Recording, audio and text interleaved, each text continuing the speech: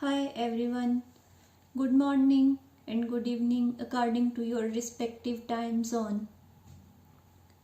This is Uzma Munshi from Pakistani administered Kashmir known as Azad Jammu and Kashmir. As far as my educational background is concerned, I did Masters in Defense and Diplomatic Studies from Fatima Jinnah Women University and earned MPhil in International Relations from National Defense University, Islamabad. Currently, I am pursuing my PhD in International Relations from University of Peshawar and have joined Tufts University in the US as visiting research fellow. Before joining Tufts, I was serving as lecturer at the Department of International Relations in Women University of Azad Jammu and Kashmir. In this study, Abdul Ghaffar, a PhD student at the Department of International Relations at University of Peshawar, currently an exchange visiting scholar at the University of California, Santa Barbara, is a co-researcher with me. He will join during question and answer session. The topic on which I am going to deliver talk is socio-economic and psychological impact of Indian firing in Azad Jammu and Kashmir. As I believe that all of you would have ample knowledge about history and background of the Kashmir conflict and have gone through plenty of literature on it, focusing and covering the meta-narratives surrounding state, sovereignty and security. So without going into any details about that beaten track, I would like to discuss the humanitarian aspect of this long protracted conflict and suffering of the people residing in the areas adjacent to the line of control in Azad Jammu and Kashmir. The people living in the line of control adjacent areas in Azad Jammu and Kashmir have been subject to the outbreak of brutal firing, shelling and bombing from across the line of control since last 6 to 7 decades. This prolonged conflict has adversely affected all the aspects of their lives. The unprovoked, brutal and spontaneous firing from across the line of control on the local communities has caught them into socio-economic and psychological web. It is a well-known and well-established fact that the long and protracted conflict, wherever and whenever happened, not only undermined the socio-economic well-being of the people, but also have left a huge toll on the mental health of the people who are the direct victim and sufferers in such violent conflicts. And Kashmir is no exception in this regard. There is no denying the fact that the avenues of socio-economic development for the people living in the areas near line of control have been closed due to an on and off incidents of firing across the line of control, consequently putting them under severe stress, trauma, fear and anxiety-related psychological disorders and duress. Almost all aspects of life in Kashmir are linked to direct and indirect consequences of conflict. The experiences of bearing the consequences of conflict have been embedded in everyday lives of the people residing in areas close to line of control. However, the complexities and intricacies related to conflict experienced by the people in their daily lives have been overshadowed by the meta-narratives surrounding state, sovereignty and security. The people of Kashmir have often been forgotten in the assessment of conflict as the socio-economic and psychological dimensions of suffering of the people associated with the conflict have been sidelined, ignored, and subordinated by the meta-narratives of state security, border security, and sovereignty. As such, this paper intends to focus on micro-narratives of the people of Kashmir surrounding their everyday lives.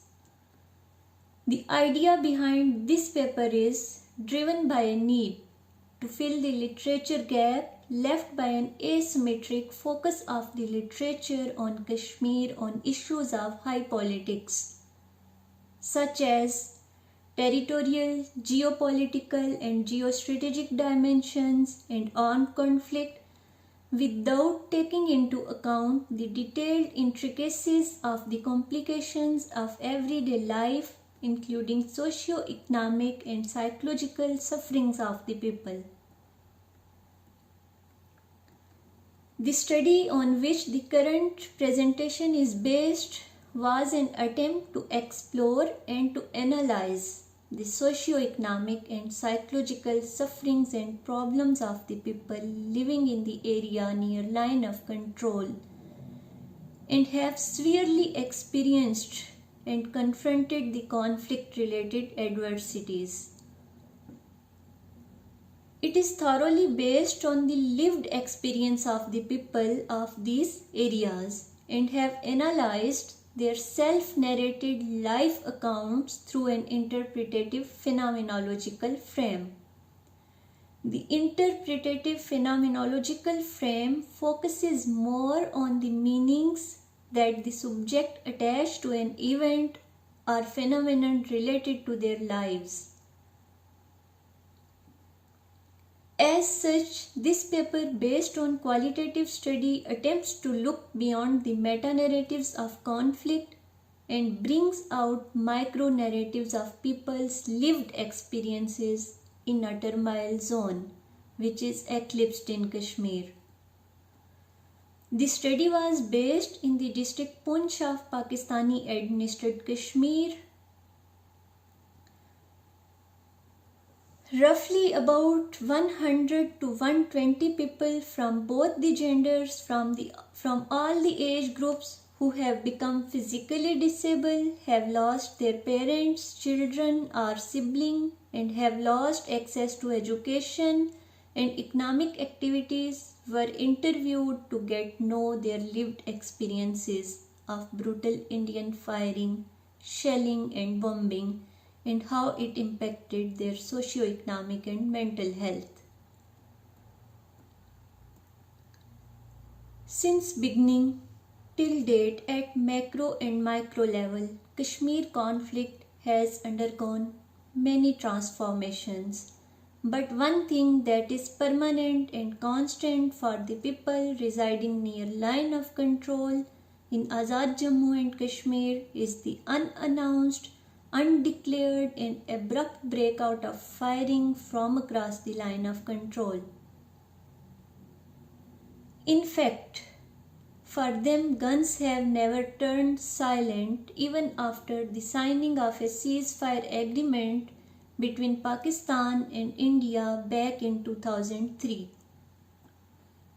There are multifaceted and multi-dimensional consequences of spontaneous firing on the lives of the people and communities in those areas, including the socio-economic well-being, survival, mental health and overall development of the people and community at a whole. Since the people are exposed to the firing, shelling and bombing at all times from other side of the line of control, it poses them an unavoidable threat, making them unable to conduct normal life activities.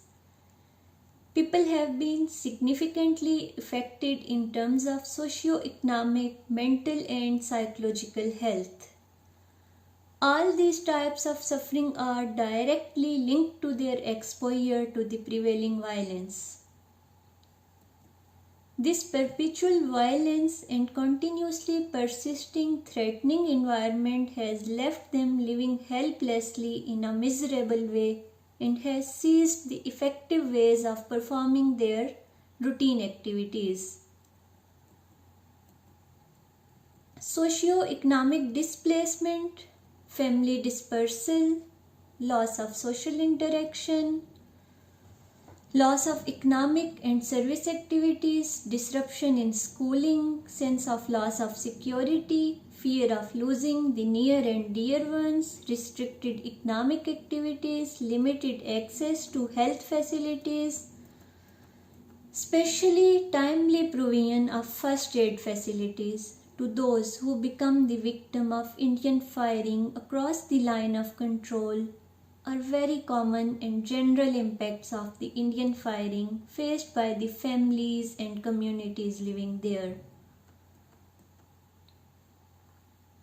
All these factors together significantly contribute in the social and economic disability of the people in general, and the capacity of learning in the children decreases in specific because of such violent activities.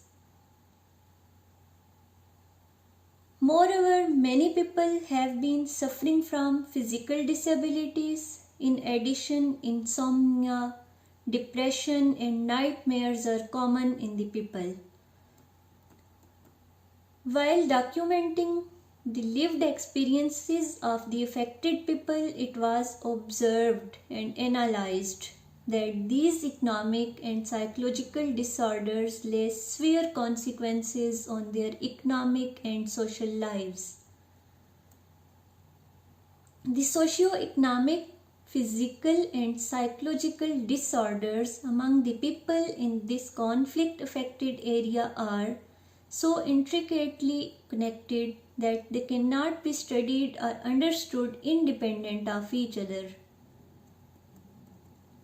At times, physical and psychological disorders hinder their socio-economic activities, and at some times, the deteriorated socio-economic conditions contribute to their anxiety, dissatisfaction, and hopelessness, anger, and angst.